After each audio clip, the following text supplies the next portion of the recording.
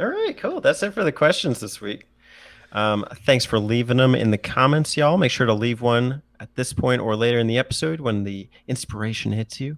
But that's not where Game Talk ends. Here on Game Talk, we talk games, and we're about to talk about some games that we focused on in recent days. And we're going to start with our guest, the BioPhoenix. Chris, what's an RPG that you bring to the table for this month's Game Talk?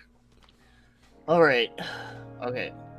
So the one that I decided to pick for today is Shadow Hearts, also on PS2. I guess you could say I love the PS2, right? Yeah, I think so. Yeah. So Shadow Hearts is just a really great game that I loved pretty much as soon as I played it. So I got the game at a convention back in 2015. Now, without going into too much into detail, that was a year that I went through a lot of stuff in my life. I was going through a hard time, and when I played that game, it really helped me like go through that tough time. For not only was it really good, and also it's a RPG that has like a kind of a dark horror tone, like it even has like pre-rendered backgrounds like you would see in like a horror game at that time, which was really awesome.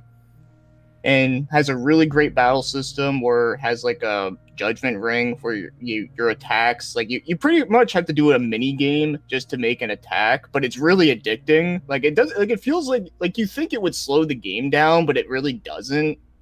And also I love like all the characters. I think they're all pretty well written. They're all very likable and have like their unique quirks. And of course, I like the main character Yuri. He's kind of a badass who's also like really funny with his dialogue, but at the same time, he's also not like an unstoppable force in nature. Like he does have his weaknesses too. Like for an example, like he gets seasick easily on boats. That's like one thing that it's a weakness to him and all that. And also he can be very stupid at times. Like he can think things, like do things without thinking them through. So, like I said, like despite like him just being like a really like badass funny character, he also does have his down points too. But it still makes it very interesting and really really fun to just to play through. And I also love the fact that the game doesn't take like 50 hours just to get to like the first boss. Like the game's pretty quick, easy to the point, and straightforward. And yeah, it's just a really great like horror themed RPG and probably one of my favorites on PS2. And I've beaten the game about 3 times since I played it in 2015. And I can say that every time I played it, I liked it better and better. So yeah, that's all I have to say about that. All right, good pick. I know Shadow Hearts is like, you're almost like the ambassador for Shadow Hearts at this point. And Uh, that's really cool to hear. Like, you've played it so many times, even just over the past 5 years.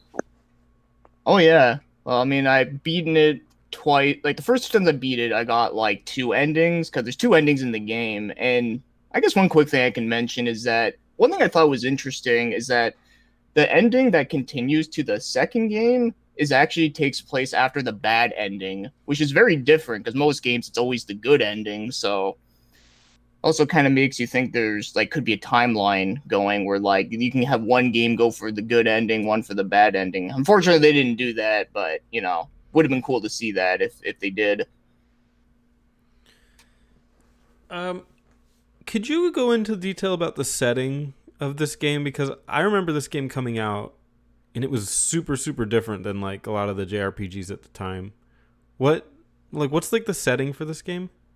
Oh yeah, I didn't even talk about that. Yeah, there's a lot of things I could talk about with this game without going like overboard, but let's talk about the setting though. It takes place like just before World War I. So like think of like early 1910s, which is very different too. Right. And yeah, I thought it was a really cool, unique setting for like an RPG at that time because it wasn't like modern, but it wasn't like super old, like medieval. How does that play into the story and maybe gameplay? Like, is there a lot of real life references? Like, is it like a Metal Gear Solid almost, where it's like playing around with history? Yeah, actually, it kind of does. It does take place in real life locations. Like takes place in China, and then later goes into a European. But yeah, it also does have some real life events. In fact, it actually mentions at the end of the game, and don't worry, this isn't a spoiler. is that it mentions that Franz Ferdinand was assassinated. So yeah, it actually mentions actual history about that. Spoiler alert! Jeez. I mean, you can only know about that in the history books. Yeah, I had a hard time with history. I kept calling the teacher out. That's fair. Franz Ferdinand. I thought that was a metal band. Oh, the one that did the song "Take Me Out." Yeah, the song that never ends. Yeah. I think that's really interesting, though, is like the blend of history and even that kind of like that concept, as kind of like you were alluding to. It's not just your typical medieval RPG. Yeah, like there are like monsters and demons and all type of stuff that you would see in like medieval culture, but it's not. Mm. Who I know you makes- said Go ahead. Sorry. it's okay. You get the next one. I know you said that some might view like that I don't know what you called it before, but it was like The when you go Judgment into Ring. the action, yeah, the action sequence for the battle, kind of like not like a time waster or something, but like I know it might maybe generic would be like the right way to paraphrase it. But also some of my favorite games have like those kind of action sequences in the battles. Like I love the Mario and Luigi series. I like how it keeps you engaged throughout. Yeah. How would you compare it to games with similar systems? Yeah, I'd say probably the most similar game I can think of that actually does kind of remind me of that, like the Judgment Ring system is, yeah, like you said, like the Paper Mario games are kind of like it, where that you have to do like little different like things to make your attack. And yeah, the other closer one I can think of is Legend of Dragoon is kind of similar. You got to press a button to like actually attack, but it's still in turn based. And then we talked about it earlier, but Lost Odyssey actually has a ring system thing, but it plays differently though. But it's kind of similar, where you got to make the ring like go into like the smaller circle to make your attack. And interesting enough, one of the developers from the Shadow Hearts team actually did go to Mistwalker to work on that game. Funny enough. Speaking of that, what else has the people that made Shadow Hearts made? Have they made anything else that's worthy of noting? Yeah, I actually did review a one game that they made before. It was on the Neo Geo Pocket Color, a great handheld that not many people bought. It was okay, I can't pronounce the name because it's like one of those weird names, and it actually did sort of come out in English. It was Fazley or Fazley. Like I said, I don't know how to pronounce it, but it's like a mecha RPG with a tactical style, kind of like Front Mission. I like those. Yeah. Okay, Yeah, so I'm seeing 3 Shadow Hearts games. Are they all good, or what's up with them? okay. The first one, I don't know, like the first one I think I love like the most, just because like it was the first one I played, and like I said, I've beaten it the most times. The second one I think for the most part is an improvement. Like it has like a lot more voice acting and has a lot more cutscenes. Also, they added much more customization to the Judgment Ring system, which makes it even more in depth, which I really love that. But I do find that game does have a lot of parts in it that are kind of a pain to go back to. Like that final boss, like literally took me like 2 hours just to beat. And but other than that though, I do love Shadow Hearts 2. As for the third one from the New World, that game is still good as a gameplay standpoint, but the story in it is just absolute freaking garbage. Oh.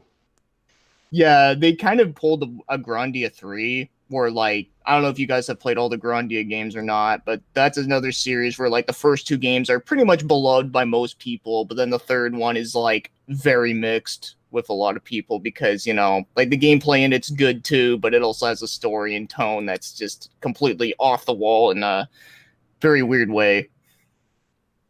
That's the best way I can compare that one. Oh, I can tell you the girl on the cover can get it. Thought we were family friendly here.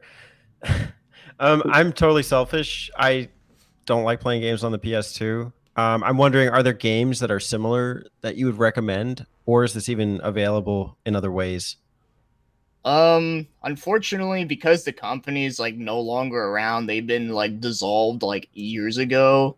Yeah, this is not a game that can easily be like remastered, or you're not going to see like an HD port or any type of thing like that, which is a shame. But so really, the only way to play it outside of playing it on PS2 is really just to emulate it, really, at this point.